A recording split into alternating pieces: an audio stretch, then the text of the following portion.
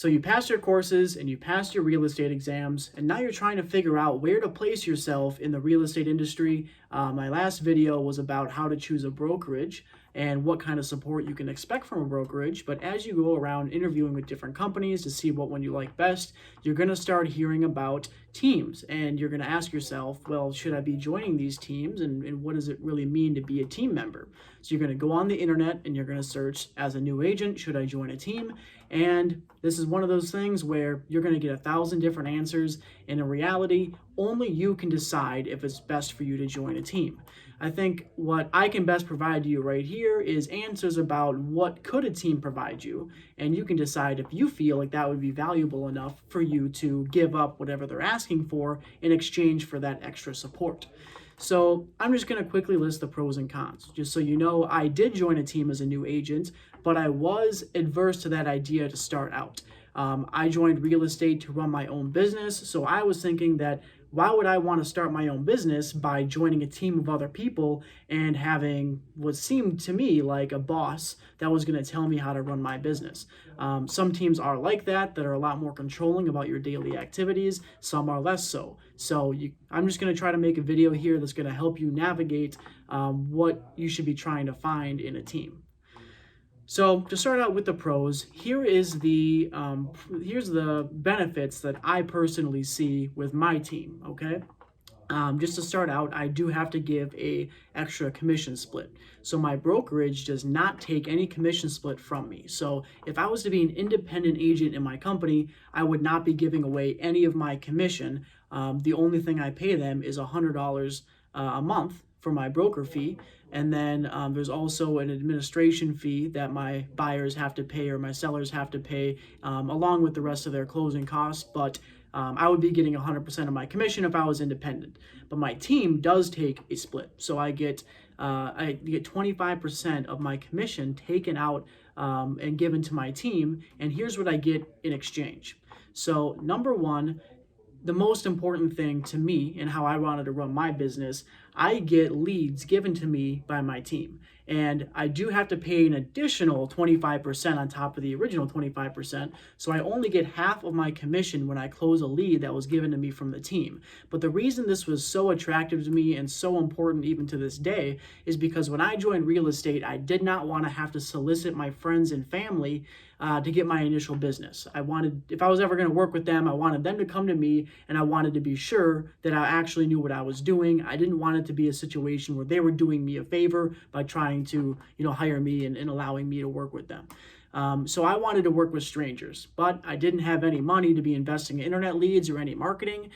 So they actually buy Zillow leads and do other Facebook marketing and things like that generates internet leads. And because they take that initial risk and that initial investment, I just have to pay for it on the back end, but I don't have to pay for it unless I close. But that allowed me to get initial business in my first year. I closed 10 transactions, and they were all given to me by my team.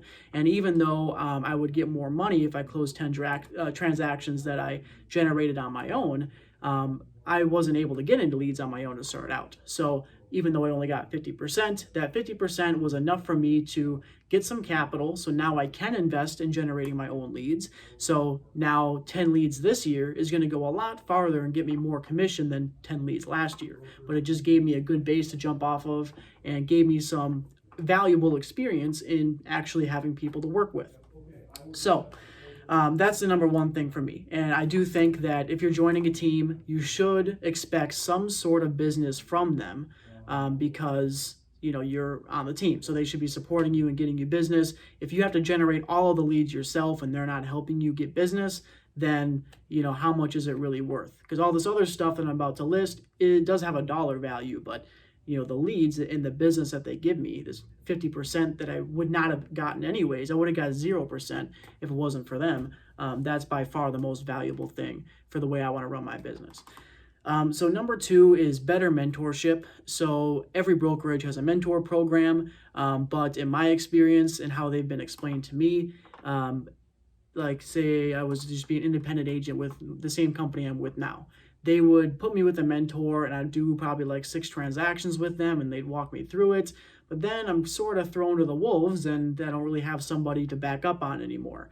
And in this case with a team, doesn't matter if I have never done a transaction before in my life, or I'm where I'm at now, where I've done about 18 transactions, or 2 years from now when I've done 75 transactions, I can still call on my director to ask any questions. She's always available and she'll always walk me through it. And I'm always going to need somebody there at the very least to just vent to whenever I have a frustrating situation.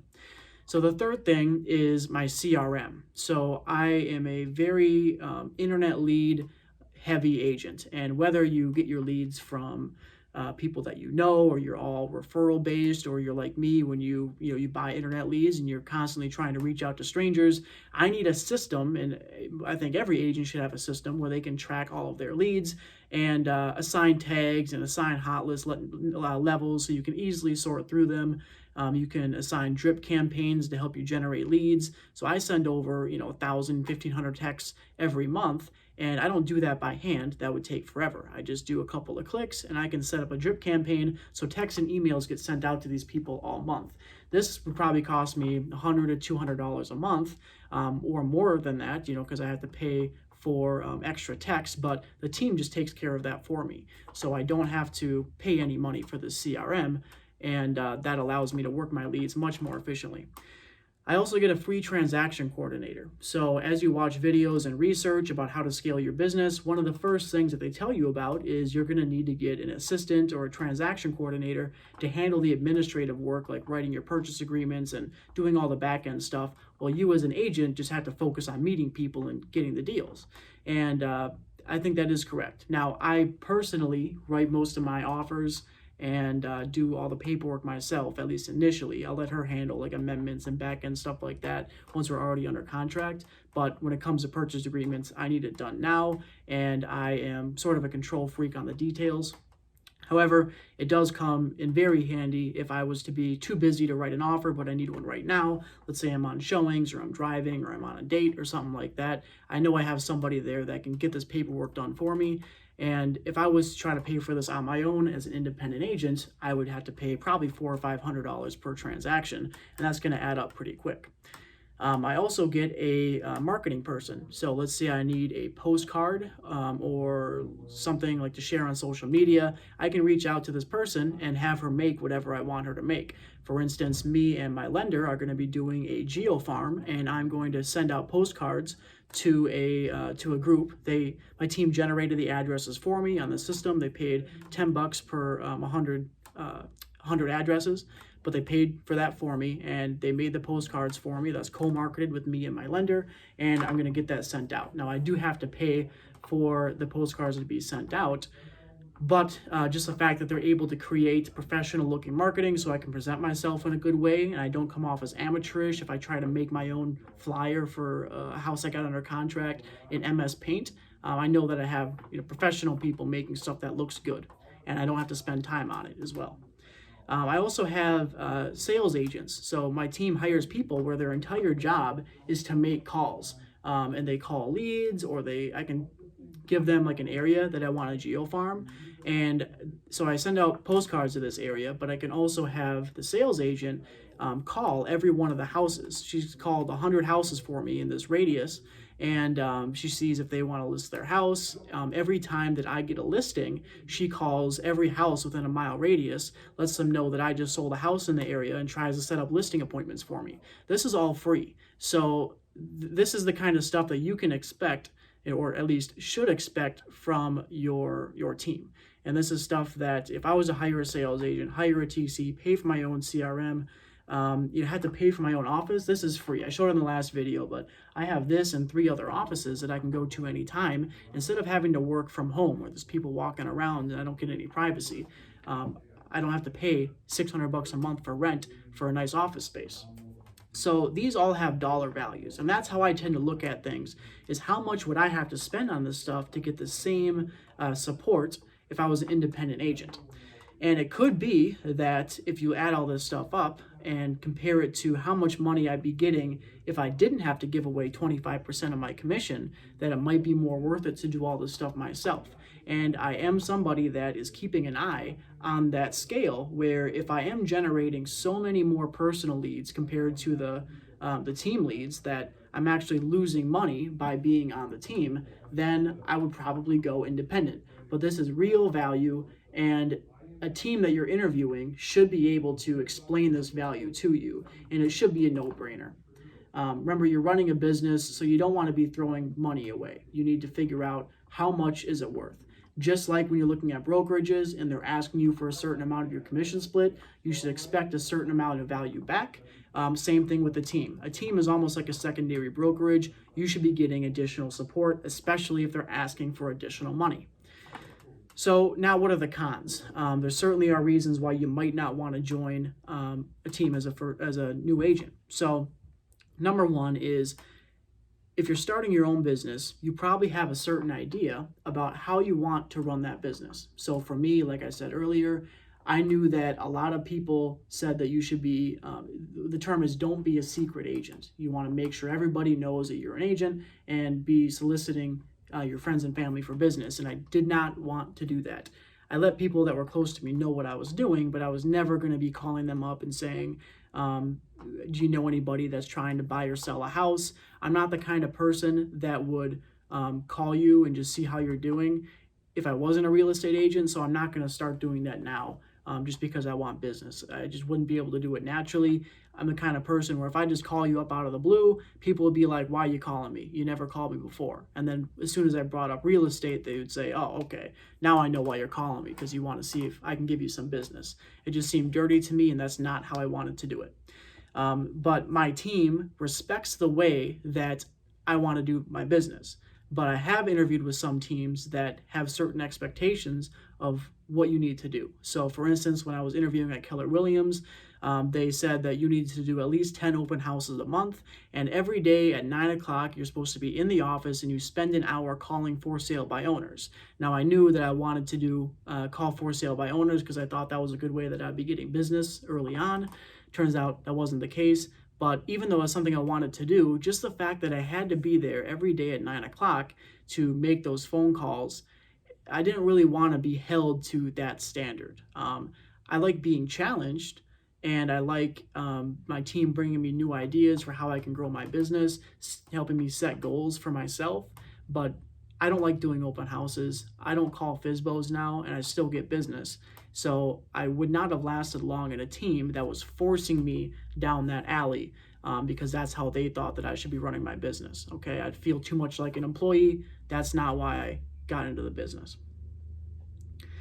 I've also went online, and I'm on like the subreddit for being a realtor, and I see a lot of people that are asking whether or not they should join a team. You know, this team is having them start out as, they always have like a different title. Like it might just be like a showing agent or a buyer's agent, and or like some sort of like, I don't know what the name is, but they have like a certain position that's entry level that you would start at on the team, and you would just be doing like a certain kind of business. You'd just be helping people with buyers, and maybe you get compensated for other people's deals if that's how it works out. But me personally, I wanted to start out just being a regular agent. If I had listing opportunities come my way, I wanted to be able to take advantage of that. If I had buyers come my way, I wanted to be able to take advantage of that, but not be stuck in that until they deemed that I was able to become a full agent. When you join your business and you get your license, you are on the same playing field as every other agent in your brokerage and on your team. So even like if you're really good at it, you should be able to get your license and in the first month do more business than somebody that's been in the business for 5-10 years. That might not happen, but it should be an option for you. Don't let them pigeonhole you into some sort of position that is like a less than position to the regular agents that have been an agent for a while. The third thing is the commission split. So obviously, if you're joining a team, they're going to need to get something from you if they're providing support.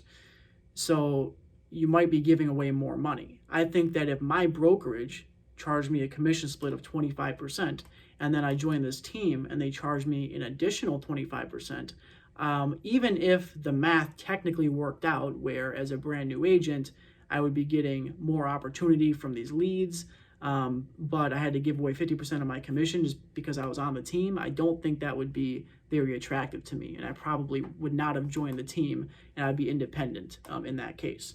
So that's number one thing that I would personally be concerned about if I was a new agent, if I had to give away a whole bunch more commission just because I was on a team. Doesn't matter how much support I'm getting. If I'm giving away half my commission, I'd feel like I'm being taken advantage of there. The fourth thing is there's this big team in Minnesota. I don't know if they're nationwide, but it's the Chris Lindahl team. And every time I see one of their agents list a house, their name is on the listing, but it's as the co-agent. Chris Lindahl is the agent, like the primary agent on the listing. So he has hundreds and hundreds and hundreds of listings every single year, and the individual people are just the co-listing agent.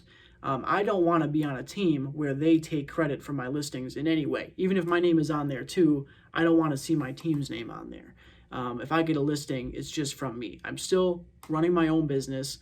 My team has nothing to do with the business that I really generate unless they gave me the lead. But I'm my own person. They just give me assistance on the back end.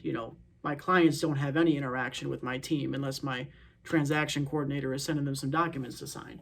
But I wanted to maintain my independence, and I would never join a team that takes credit for my listings. Even if everything about the team is the same as mine right now, I don't want the Pinnacle team to show up on my listings and have me just be the co-listing agent. That doesn't make any sense to me. I talked about, make sure that they challenge you. So the way that my team challenges me is that even though I didn't want to solicit my friends and family, I wanted to just work with strangers, especially starting out. They put me with a director who gets her entire business from referrals. She doesn't work a single internet lead. It's all about Facebook and social media and reaching out to people to see how they're doing and going on coffee dates and hosting happy hours. These are all things that I really had no interest in, and if I was just left to my own devices completely and didn't have that influence, I probably would not have tried any of those things. And even though it's still a weak point of mine, I'm better at social media than I was when I started, and I am doing better at keeping in touch with the clients that I've worked with in the past to try to get referrals. And I feel like I owe that in part to my director, because she specializes in something that's completely different than how I want to run my business, but she respects the way I want to run my business, but still challenges me to branch out. The last thing wasn't really a con, but it's something I wanted to make note of. Just make sure that your team doesn't try to keep you at your expense. So I could be honest with my team about how I think they benefit me or don't benefit me. And if a time ever comes where I feel like there's more opportunity if I left the team, I know that they would respect that. People don't get trash talked if they leave the team, if they try to branch out and do something different. And if I ever wanted to come back, I know they would accept me with open arms. But you don't want to feel like your team is trying to keep you under their wing and stop you from branching out because it benefits them, because they have you as the buyer's agent and the showing agent. They don't want to lose you as that, so they try to discourage you from taking listings and stuff like that. You want to make sure that, again, you are independent even though you're on the team, and you're respected as an independent agent. And that's pretty much it. Again, it's really up to you whether or not you want to join a team. There's really no one-size-fits-all answer. Just like you have to go and interview different companies and see what one's going to be the best for you, go and interview different teams within those companies as well. Make sure that there's opportunity within the company if you wanted to leave the team, so you didn't have to change brokerages altogether. But a team should just be an extension of support that you get from your brokerage. You give a little bit more, but you get a little bit or a lot more back. And ultimately, it should be a net benefit for you. You shouldn't feel like you're losing anything by being on a team. Especially as a new agent, I think that teams are a great way for you to start out and have a little bit more resources than you would on your own. Even if you pay a little bit for it on the back end, it just helps you. For instance, like for me, again, I wanted to work leads, but I had no money to get leads. So they just gave me some initial business and gave me that initial jump to be a better agent and give me some more experience. So that way now I can, generate my own leads, and I could go independent if I wanted to. But as of right now, it still is more worth it for me to stay on a team. So I hope that helps. That's, once you decide brokerage and team, then, now you're in the game. So my next video, I think, is going to be about how do you get your first client.